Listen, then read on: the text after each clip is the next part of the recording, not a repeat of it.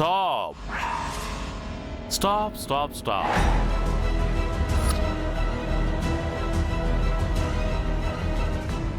ఎక్కడికి అందరూ పొలోమని పరిగెత్తుకొస్తున్నారు?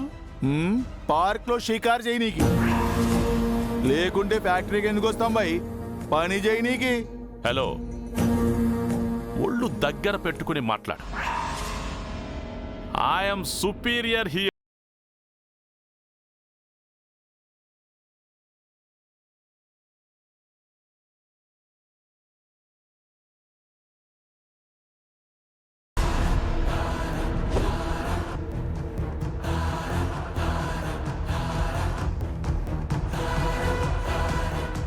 అంటే మీ అందరికీ యజమాని టైప్ అన్నమాట.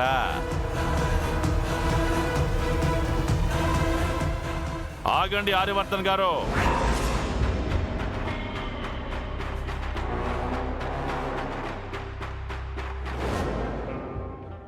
మీరు నన్ను కేర్ చేయరని నాకు తెలుసు, కానీ రూల్స్ అండ్ రెగ్యులేషన్స్ ఫాలో చేస్తారుగా. చూడండి, మీరంతా 3 రోజుల వరకు పనిలోకి రానక్కర్లేదు.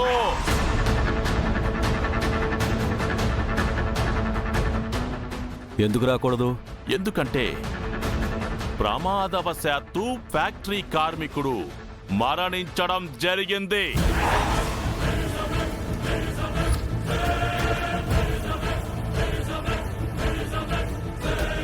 అందుకు బాధాతప్త హృదయంతో ఫ్యాక్టరీ 3 రోజులు క్లోజ్.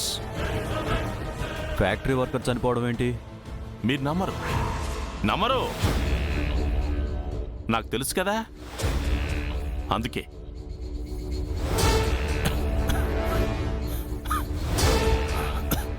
అక్కడ చూడండి.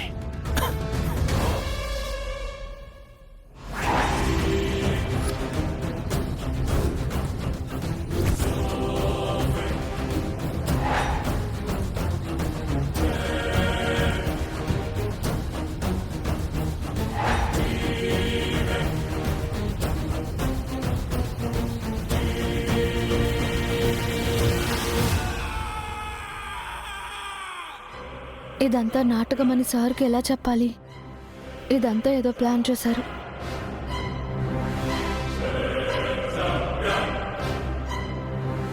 ఇదంతా ఎప్పుడు జరిగింది, ఎలా జరిగింది? ఆ డీటెయిల్స్ అన్నీ నీకెందుకు? సాటి కార్మికుడుగా దండేసి దండం పెట్టి సానుభూతి ప్రకటించి వెళ్ళో. జలంధర్, ఎవరితో మాట్లాడుతున్నావో తెలుస్తుందా? జండే, this is not right time.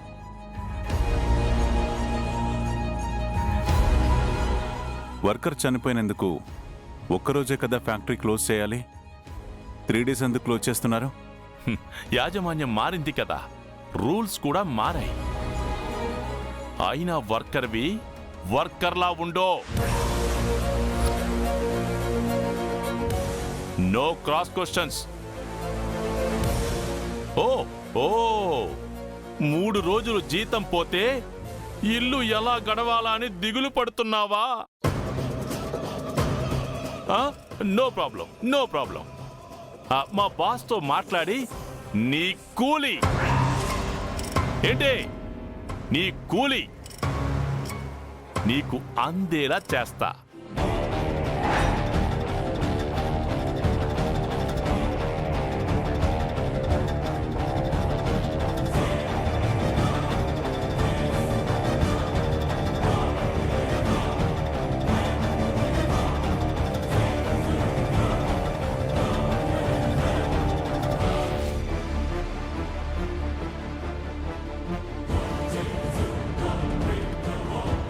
అయ్యో, కడవలే.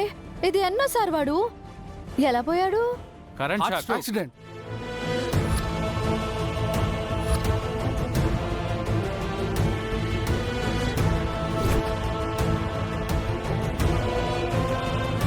ఎన్నా లక్కీ డ్రామా మాదిరి 3 ఒకేసారి వచ్చుండయా? అంటే యాక్సిడెంటల్ గా కరెంట్ షాక్ కొట్టి హార్ట్ స్ట్రోక్ తో పోయాడు. అప్పుడియా? అప్పుడియా.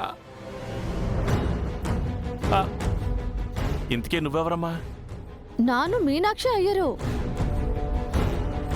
మీరా మేడం పిఏని. ఆ, ఓకే ఓకే.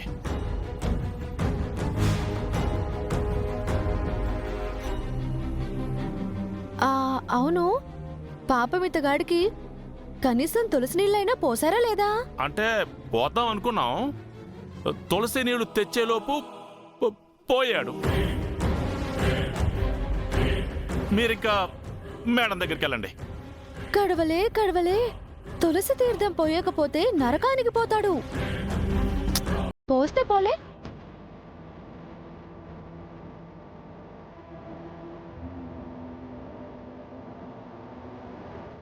ఇదిగోండి తులసి.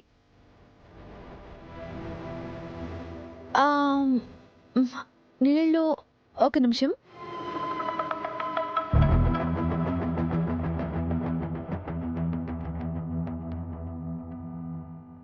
తులసి తీర్థం రెడీగా ఉంది, నేను పోస్తానులేండి.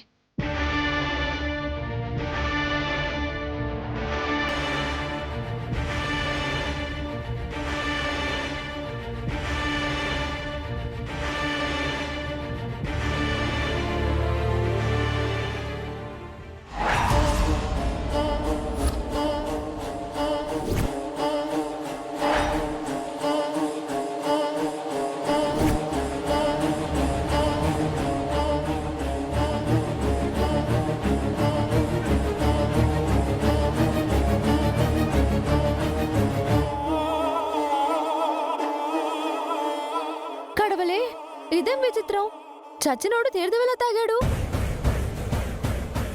ఎక్కడ తాగాడు? తాగలేదు, ఏదో నీకు అలా అనిపించుంటది. ఓ అలాగా, అంతే. భ్రమ అన్నమాట. అది సరే, డెడ్ బాడీ ముక్కులో కాటన్ పెట్టాలి కదా, మర్చిపోయిండారా? అది కాటన్ సమయానికి దొరకలేదు. నా దగ్గర ఉంది.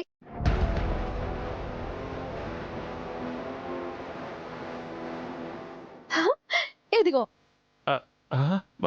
అది హ్యాండ్ బ్యాగా, జనరల్ సూపర్ మార్కెటా? ఎప్పుడు ఏ అవసరం ఎలా వస్తుందో తెలియదు కదా, అందుకే పెట్టుకున్నాను.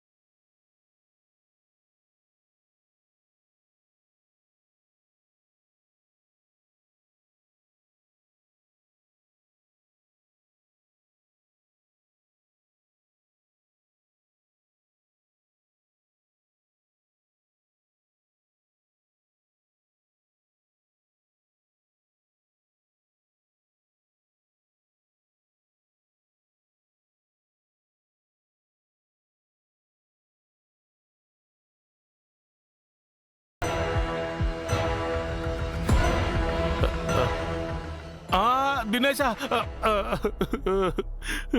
ఒరే దినేశా, ఎంత తొందరగా దినం చేస్తానని అనుకోలే.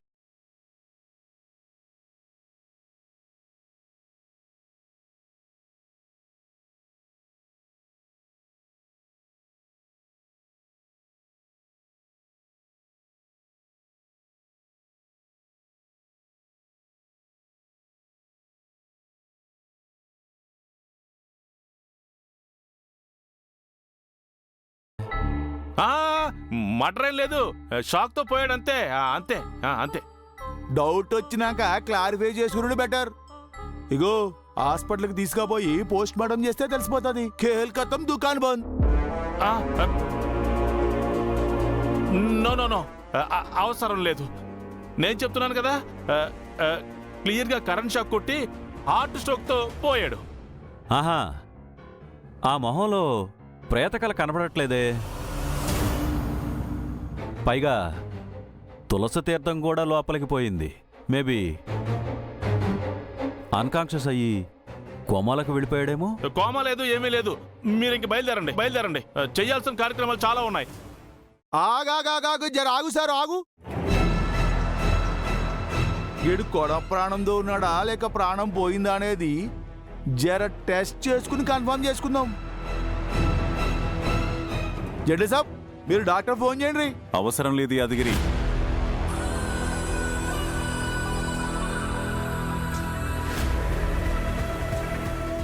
కరెంట్ షాక్ వల్ల హార్ట్ స్ట్రోక్ వచ్చిందని అంటున్నారు కదా, దానివల్ల హార్ట్ కొన్ని క్షణాల పాటు స్ట్రక్ అయి ఉండొచ్చు. సిపిఆర్ చేస్తే తెలిసిపోతుంది. గదేంది సార్? సినిమాలో చూపిస్తారు కదా యాదగిరి, గుండె మీద గట్టిగా ప్రెస్ చేయడం, నోట్లో గాలి ఊపిరందించడం. అది జనరల్ సిపిఆర్ సండే. ఇతనికి ఎలక్ట్రికల్ సిపిఆర్ చేయాలి.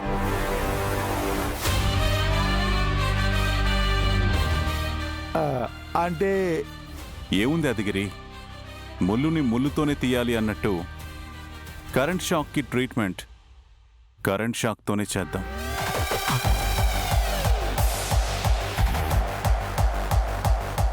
అర్థమైంది ఆర్య, ఇతని హార్ట్ దగ్గర కరెంట్ షాక్తో ప్రెజర్ ఇస్తే సరిపోతుంది, అంతే కదా? బాబా అలా ఎలా ఇస్తారు? మీరేమైనా డాక్టర్లా? ఇప్పటికిప్పుడు షాక్ ఎలా ఇస్తారు? యాదగిరి, సమజైంది సార్.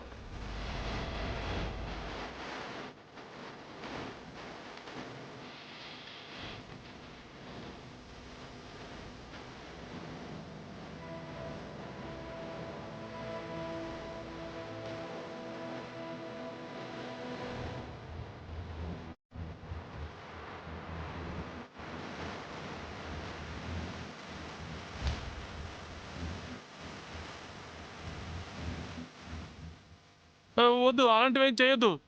ఇగో సార్, ఓ నిండు ప్రాణం కాపాడనీకి గిస్వాని ప్రయోగాలు చేయాలి. వద్దని చెప్తున్నాను కదా. అరే నువ్వు అడ్డు రాకు సారు, వస్తే ఈ షాక్ నీకు తగులుతుంది. అది మళ్ళా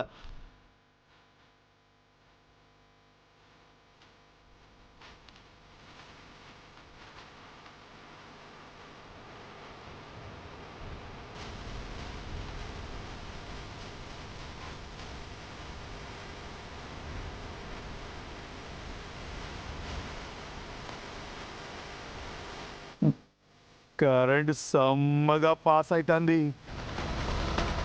ఈ షాక్ కి బతుకున్నోడు శవం కావాలి, చచ్చినోడు లేచి కూర్చోవాలి.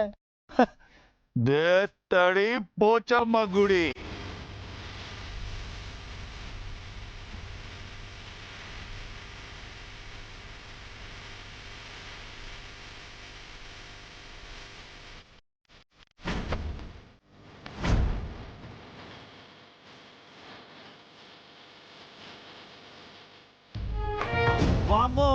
అమ్మో ఎక్స్పైర్డ్.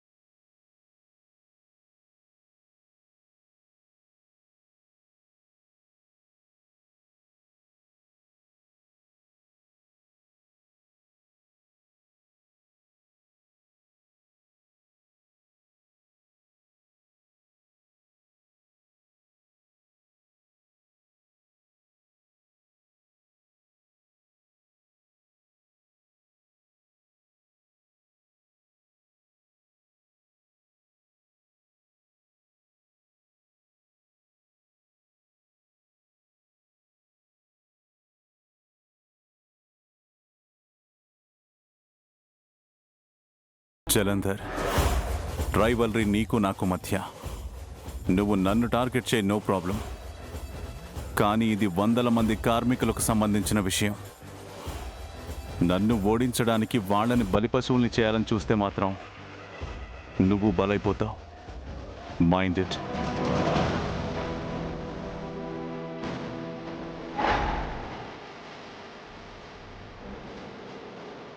ఈ రోజు నుంచి మేమందరం ఇక్కడ వర్క్ చేస్తున్నాం. Nobody can stop us. Got it?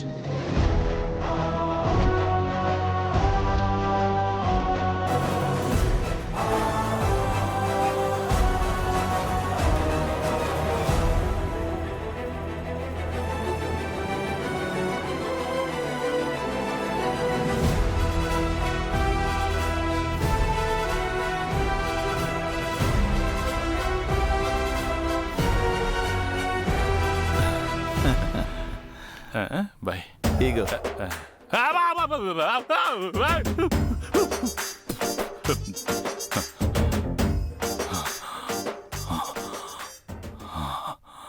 Nobody can stop us.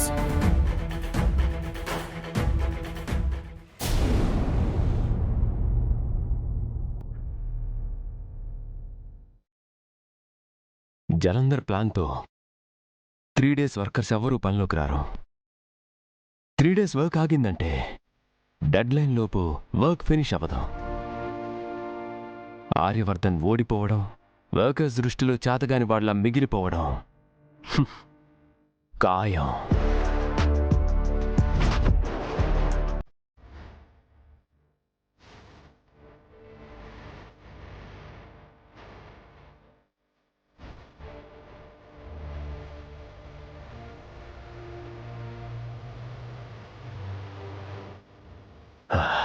What Jalandhar,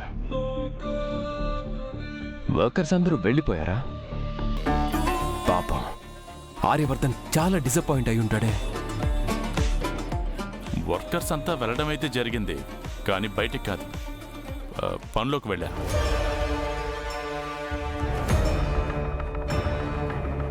ఏమంటున్నావు జలంధర్? అందరూ పనిలోకి వెళ్ళడం ఏంటి?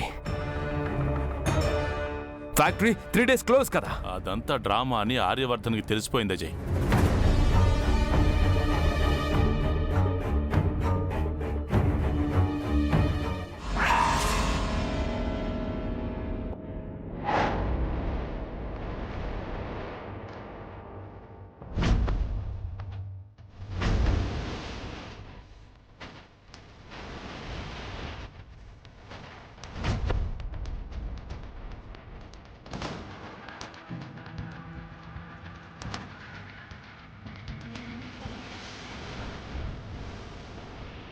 అజయ్, కుర్చీలో కాలు పెట్టినంత మాత్రాన ఆర్యవర్ధన్ మర్యాద తగ్గినట్టు అనుకుంటున్నావేమో.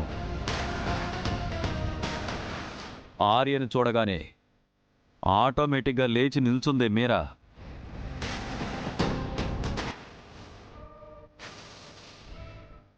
అది రెస్పెక్ట్ అంటే.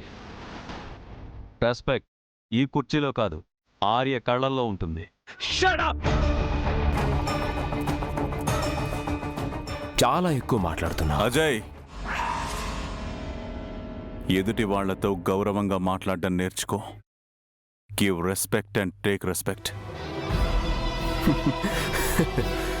నా కంపెనీలో వర్క్ చేసే వర్కర్స్ వాళ్ళకి నేను రెస్పెక్ట్ ఇవ్వడం ఏంటి? The damn my foot. Stop it. Mind your words. ఎవరి గురించే మాట్లాడుతున్నావు? ఆఫ్టర్ ఆల్ వర్కర్స్ కాదు, ఆఫ్టర్ వర్కర్స్ ఎవరైనా.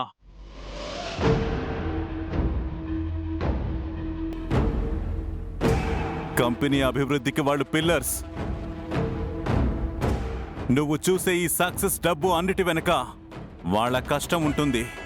కంపెనీ లాభం, అభివృద్ధి అన్నిటినీ కూడా వాళ్ళ భుజాల మీద మోస్తారు. చివరికి నీ పరువుతో సహా. They deserve more respect than you. Got it? అసలు నీ గురించి నువ్వేమనుకుంటున్నావు? చీప్ ట్రిక్స్ ప్లే చేసి వర్క్ని డిస్టర్బ్ చేస్తే చేతులు ముడుచుకొని నేను కూర్చుంటాను అనుకుంటున్నావా? నెవర్. నువ్వు ఆ జలంధర్ కలిసి ఎన్ని ప్రయత్నాలు చేసినా మీరు మమ్మల్ని అడ్డుకోలేరు. ఇన్ టైంలో పని పూర్తి చేసి వర్కర్స్ అందరూ పర్మనెంట్ అయ్యేలా చేసి తీరతాను. మమ్మల్ని అడ్డుకోవడానికి మీరేం చేస్తారో చేయండి.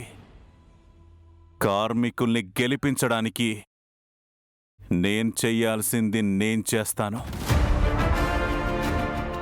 ఆల్రెడీ వర్కర్స్ అందరూ పని స్టార్ట్ చేసేశారు. వాళ్ళందరినీ పర్మనెంట్ చేయడానికి రెడీగా ఉండండి.